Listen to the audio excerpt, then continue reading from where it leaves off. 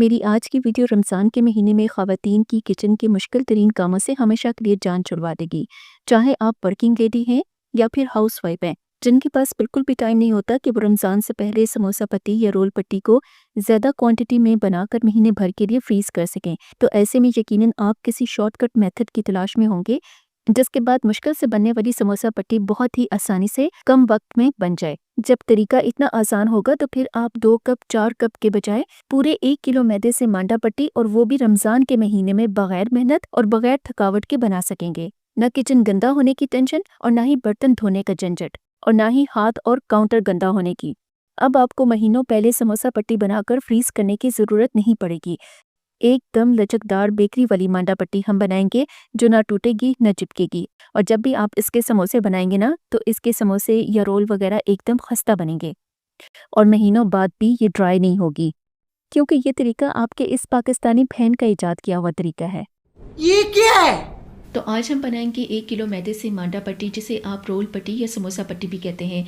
तो अब हमें इसकी डो बनाने के लिए 1 अदद शॉपर चाहिए। ये आपको आसानी से डिस्पोजेबल बर्तनों वाली शॉप से मिल जाएंगे। इन शॉपर्स की खास बात ये होती है कि इनकी दोनों साइड्स और नीचे के दोनों कॉर्नर सीधे होने की वजह से आटा गूंदते हुए वो शॉपर के कॉर्नर्स में नहीं फंसता। लेकिन अगर आपको ये नहीं मिलता तो फिर आप कोई से भी शॉपर ले सकते हैं, और चेक कर लें कि शॉपर में कोई सुराख ना हो। तो अब मैं इस शॉपर के अंदर छन्नी रखूंगी।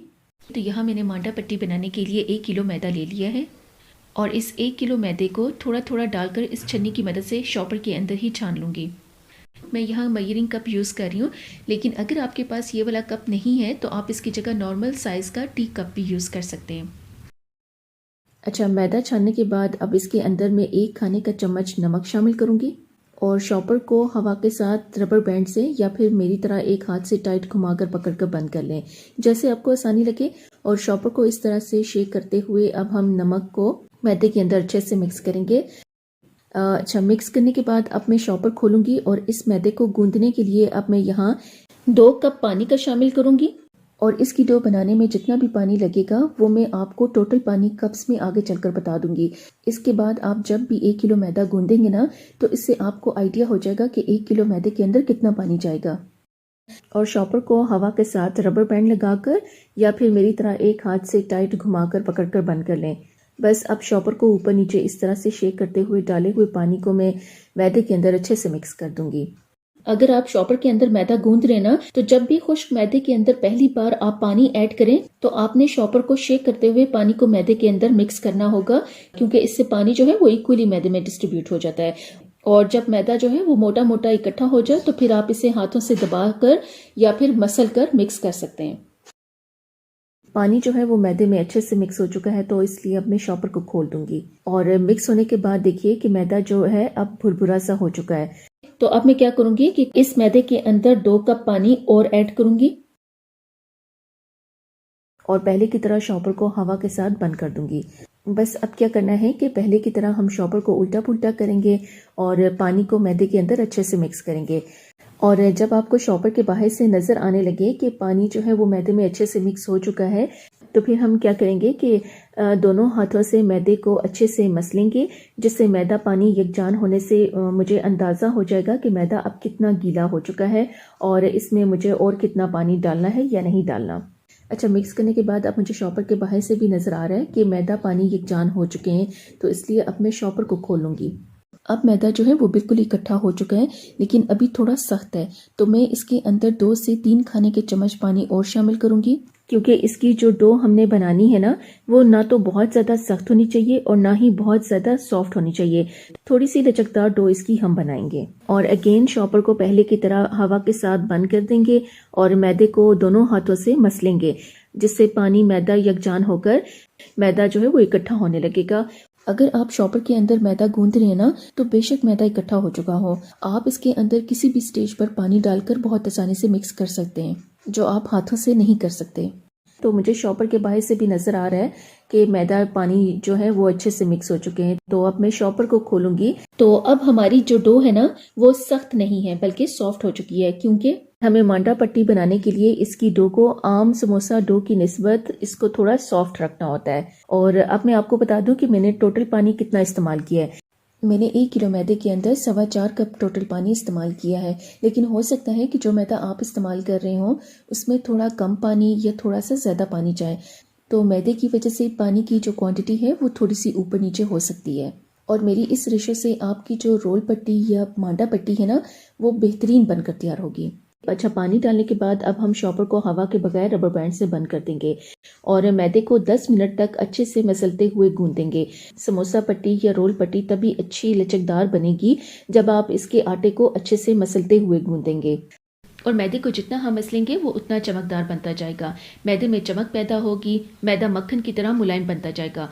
लेकिन इसके लिए आपने मैदे को शॉपर के अंदर गूंदना होगा। अच्छी मांडा पट्टी या समोसा पट्टी जो है वो तभी बनती हैं जब आप इसके आटे को अच्छे से गूंदेंगे। जो मांडा पट्टी हम लोग मार्केट से लेते हैं ना, वो लोग इसके आटे को बड़ी बड़ी मशीनों में गूंदते हैं और मशीन में गूंदने से आटे के सारी कस पर जो है वो निकल जाते हैं, जिसके बाद आटा मक्खन की तरह मुलायम बन जाता है। इसी वजह से मार्केट से मिलने वाली मांडा पट्टी इतनी सॉफ्ट और लचकदार होती है और इसके रोल्स और समोसे वगैरह खस्ता बनकर तैयार होते हैं और वो महीनों ख़राब नहीं होती। लेकिन जब उसी मैदे को ख़वातीन जो है वो घर में देसी तरीके से गूंदती है ना, और गूंदते वक्त जब आटा उनके हाथों से चिपकने लगता है ना, तो उन्हें उलझन होती है। तो वो क्या करती हैं कि आटे को मोटा मोटा मिक्स करके छोड़ देती हैं और रेस्ट देने के बाद भी वो आटे को 2 मिनट से ज़्यादा नहीं गूंदती और आखिर में उस आटे की जो पट्टियाँ हैं वो सॉफ्ट और लचकदार नहीं बनती। लेकिन दूसरी तरफ शॉपर के अंदर आटा गूंदने से आपके हाथों से आटा नहीं चिपकेगा और आप आसानी से इसे 8 से 10 मिनट तक गूंदते जाएंगे और इसी वजह से शॉपर में गूंदे हुए आटे की जो पट्टियाँ हैं वो एकदम सॉफ्ट और लचकदार बनेंगी। क्योंकि असल मसला ही आटे का हाथों से चिपकना होता है, जिस वजह से वो आटे को अच्छे से नहीं गूंद सकती। तो देखिए, आपकी इस पाकिस्तानी बहन ने कितना आसान और अनोखा तरीका ईजाद किया है कि अब आपके हाथ और काउंटर आटे से गंदे नहीं होंगे, आपके बर्तन इस्तेमाल नहीं होंगे, बगैर मेहनत के आप आटा गूंद सकेंगे। अच्छा, मैदे को गूंदते हुए मुझे यहाँ 7 मिनट हो चुके हैं, तो इसलिए अब हम शॉपर को खोल लेंगे और अब जो मैदा है वो भी गूंदने से मक्खन की तरह मुलायम हो गया है। तो अब हम आगे क्या करेंगे कि इस मैदे के अंदर 1 खाने का चम्मच जो है तेल शामिल करेंगे और शॉपर के अंदर हवा रखकर इसे रबर बैंड से बंद कर देंगे। तो बस अब हम शॉपर को इस तरह से उल्टा पुल्टा करते हुए तेल को शॉपर की तमाम साइड्स तक पहुंचाएंगे और साथ साथ मैदे के अंदर भी इसे मिक्स करेंगे, जिसके बाद मैदा बहुत ही आराम से शॉपर से खुद ही अलग हो जाएगा। और इसके लिए ना आपको ज्यादा मेहनत करनी पड़ेगी, ना आपका ज्यादा टाइम लगेगा और बहुत आराम से मैदा जो है वो शॉपर से अलग होने लगेगा। अच्छा, अगर आपने तमाम टिप्स के साथ डिटेल में वीडियो देखनी है कि शॉपर के अंदर मैदा गूंदने के लिए हमें हवा क्यों चाहिए, तेल डालने के बाद हमने मैदे को शॉपर से कैसे अलग करना होता है और शॉपर में आटा गूंदने के लिए कौन सी ऐसी टिप्स हैं जिनको फॉलो करके आप बहुत आसानी के साथ शॉपर के अंदर आटे को गूंद सकती हैं, तो इसके लिए मैंने डिटेल में कुछ वीडियोस बना रखी हैं जिनका लिंक मैं नीचे डिस्क्रिप्शन में दे दूंगी, तो आप जाकर उन्हें ज़रूर देख लीजिएगा। खैर, अब मैदा जो है वो शॉपर से अलग होकर एक बॉल की तरह इकट्ठा हो चुका है, जिससे हमें पता चल गया है कि मैदा अब अच्छे से गूंदा जा चुका है और ये अच्छा मैदा गूंदा होने की निशानी होती है। तो बस अब मैं आपको इसकी एक झलक दिखाती हूँ शॉपर से बाहर निकालकर। तो ये देखिए कि माशाल्लाह से मैदा बहुत ही मुलायम, लचकदार और चमकदार गूंदा गया है। नॉर्मल हाथ से गूंदा हुआ आटा कभी भी इतना चमकदार और इतना मुलायम नहीं बनता, लेकिन जब आप उसी आटे को शॉपर के अंदर गूंदेंगे ना, तो आप खुद भी इस फर्क को नोटिस करेंगे कि शॉपर में गूंदा हुआ आटा एकदम मक्खन मलाई की तरह मुलायम गूंदा जाता है। इस आटे में चमक पैदा हो जाती है। तो बस अब हम इस मैदे को शॉपर के अंदर ही बंद करके इसे 10 से 15 मिनट के लिए रेस्ट दे देंगे। अच्छा, रेस्ट देने के बाद अब हम मैदे को शॉपर से बाहर निकालेंगे। ठीक है, तो देखिए माशाल्लाह से मैदा बहुत ही मुलायम, लचकदार और चमकदार गूंदा गया है और ये लचक मैदे के अंदर तभी आती है जब आप इसे अच्छे से गूंदेंगे। और जब आप शॉपर के अंदर आटा गूंदेंगे ना, तो इस मैदे के अंदर इसी तरह से चमक पैदा होगी, लचक पैदा होगी, उसमें आपको कोई गुठली नजर नहीं आएगी, एकदम मक्खन मलाई की तरह सॉफ्ट और मुलायम आटा तैयार होगा। और जब मैदा इतना अच्छा गूंदा होगा तो इस मैदे के अंदर चमक भी पैदा हो जाएगी। तो जब आप इसकी पट्टियां बनाएंगे ना, वो भी इतनी ही लचकदार बनकर तैयार होंगी और दूसरा पट्टियां जो है वो समोसा बनाते वक्त नहीं टूटेंगी। और शॉपर देखिए माशाल्लाह से कितना साफ सुथरा है, आपको बिल्कुल नहीं लगेगा कि हमने शॉपर के अंदर ही आटा गूंदा है। माशाल्लाह से बहुत ही लचकदार, चमकदार, मुलायम मैदा जो है वो शॉपर के अंदर गूंदा गया है।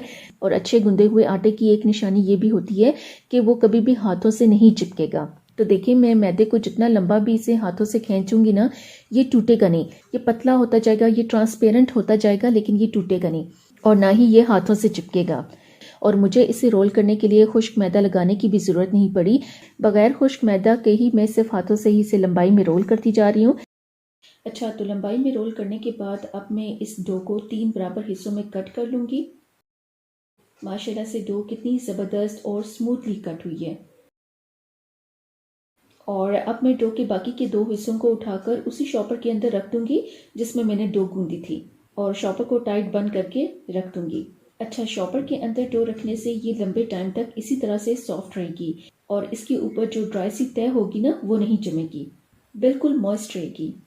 तो अब मैं इस पहले हिस्से को फिर से लंबाई में रोल करूंगी। तो देखिए, जब से मैंने डो को शॉपर से बाहर निकाला है ना, उस टाइम से मैं इस डो को खुश्के के बगैर ही रोल वगैरह कर रही हूँ।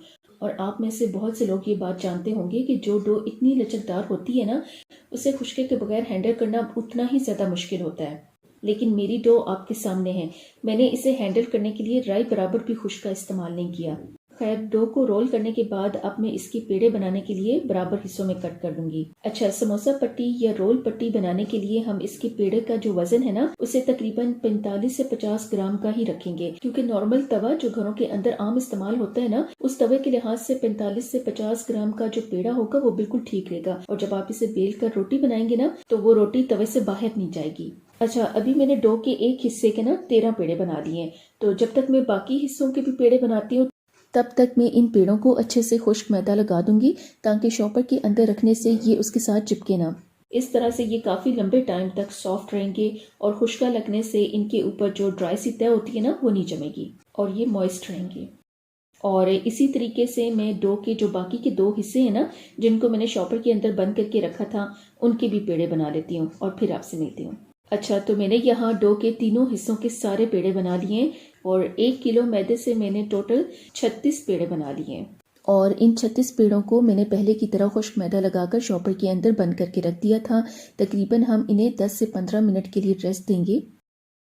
अच्छा, तो पेड़ों को यहाँ रेस्ट दिए हुए 15 मिनट गुजर चुके हैं। तो अब हम क्या करेंगे कि इन पेड़ों को शॉपर से निकालेंगे और अच्छे से खुश्क मैदा लगाकर पेड़ों को बेल लेंगे। और हर पेड़े को हम बराबर साइज में बेलेंगे, यानी छोटी रोटी के साइज में बेलेंगे, ताकि तय लगाते वक्त कोई छोटी या बड़ी रोटी ना हो। इससे जो रोल पट्टी होंगी वो कटिंग करते वक्त ज़ाया हो जाएंगी।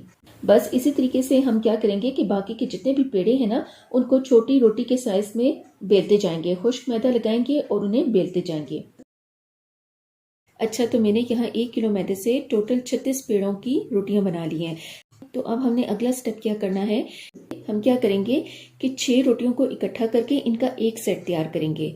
और इस तरह से जो टोटल सेट तैयार होंगे ना 36 रोटियों के, वो 6 सेट तैयार होंगे।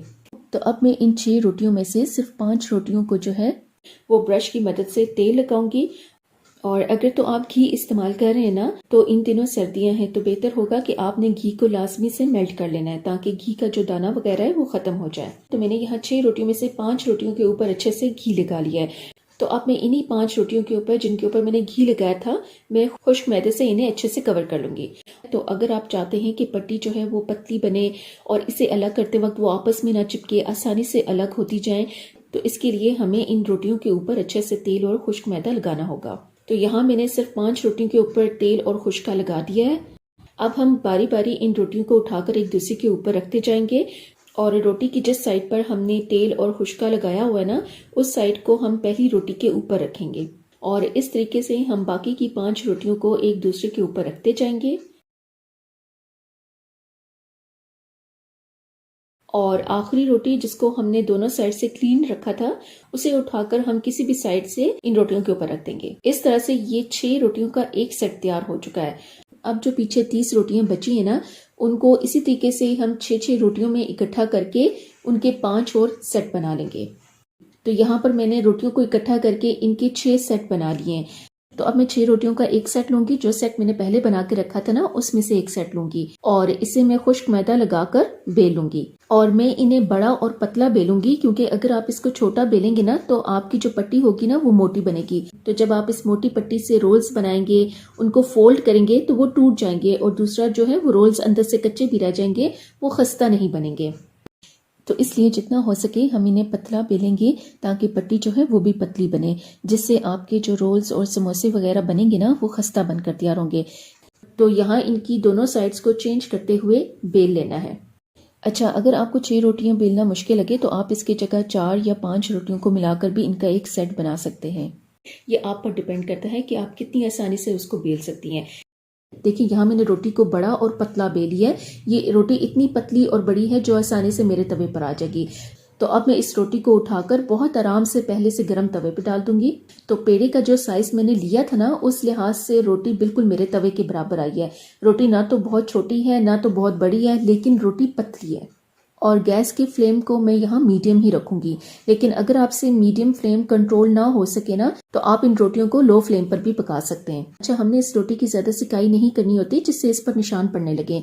बस जब रोटी को थोड़ी सी हीट लग जाए और ये ट्रांसलूसेंट सी होने लगे, फिर हम इसकी साइड को चेंज कर देंगे और इसकी दूसरी साइड को भी 20 से 25 सेकंड के लिए सेक लेंगे। और रोटी को तवे पर हाथों से घुमाते रहेंगे, साथ साथ इसकी साइड को भी चेंज करते रहेंगे ताकि रोटी ज़्यादा हीट ना ले ले और इस पर निशान ना पड़े। जिससे क्या होगा कि पट्टी जो है वो अकड़ जाएगी और वो ख़राब बनेगी। और हमने इसे रोटी की तरह नहीं पकाना होता, बस इसका हल्का सा कच्चापन दूर हो जाए। आपने जो है वो इसके कॉर्नर्स पर ध्यान देना है। कॉर्नर्स जो है वो हल्के हल्के खुद ही से खुलने लग जाएंगे। तो हम उस खुली हुई साइड से रोटी को पकड़कर इसकी ऊपर वाली लेयर को उतार लेंगे। और जब आप इसको अच्छे तरीके से घी और मैदा लगाएंगे ना, तो लेयर्स जो है वो बहुत ही आराम से अलग होती जाएंगी, ना आपस में चिपकेंगी ना टूटेंगी। तो देखिए कितनी जबरदस्त ये अलग हो रही हैं और बहुत ही आराम से ये उतरती भी जा रही हैं, ना टूट रही हैं ना चिपक रही हैं। बस हम जो है इसकी साइड को चेंज करते रहेंगे और एक एक करके इन तमाम लेयर्स को उतारते जाएंगे। और जैसे ही आप इसको पलटेंगे ना, तो ये बहुत आराम से उतरने लग जाएंगी। तो ये बहुत ही ज़बरदस्त बनकर तैयार हुई हैं। और जैसे ही ये बन जाए, इन्हें फ़ौरन से गर्मा गर्म तय करके रखना है, वरना ये ख़राब हो जाएंगी। तो अब मैं इन्हें सही से तय लगाकर एक दूसरे के ऊपर बराबर करके रखूंगी। जब तक मैं बाकी की पट्टियों को इसी तरीके से बनाती हूँ ना, इन्हें एक कपड़े से कवर करके रख दूंगी ताकि ये ड्राई ना हो। आपको फाइनल लुक दिखाती हूँ। अरे मुझे चक्कर आने लग गया अब। और यहाँ मैंने 1 किलो मैदे से ढेरों मांडा पट्टियाँ बहुत आसानी से बना ली हैं। मैंने इन तमाम पट्टियों को सेट करके कपड़े के अंदर कवर कर दिया था ताकि ये सॉफ्ट रहे और ड्राई ना हो। तो देखिए ये पट्टियाँ कितनी जबरदस्त सी बनकर तैयार हुई हैं। सारी की सारी बहुत ही जल्दी बनी है। और मैं आपको दिखाती हूँ कि ये कितनी बारीक बनी है, कितनी लचकदार बनकर तैयार हुई है। नीचे से आपको मेरे हाथ की उंगलियां भी नजर आ रही होंगी और इतनी सॉफ्ट हैं कि मैं हाथ में इन्हें दबा रही हूँ ना, लेकिन दबाने से भी पट्टी जो है वो नहीं टूटेगी, इसमें क्रैक्स नहीं बनेंगे। इसे इतना ही सॉफ्ट होना चाहिए, इतना ही लचकदार होना चाहिए और इतना ही बारीक होना चाहिए। तो अब मैं रोल बनाने के लिए पट्टी को कट करूंगी।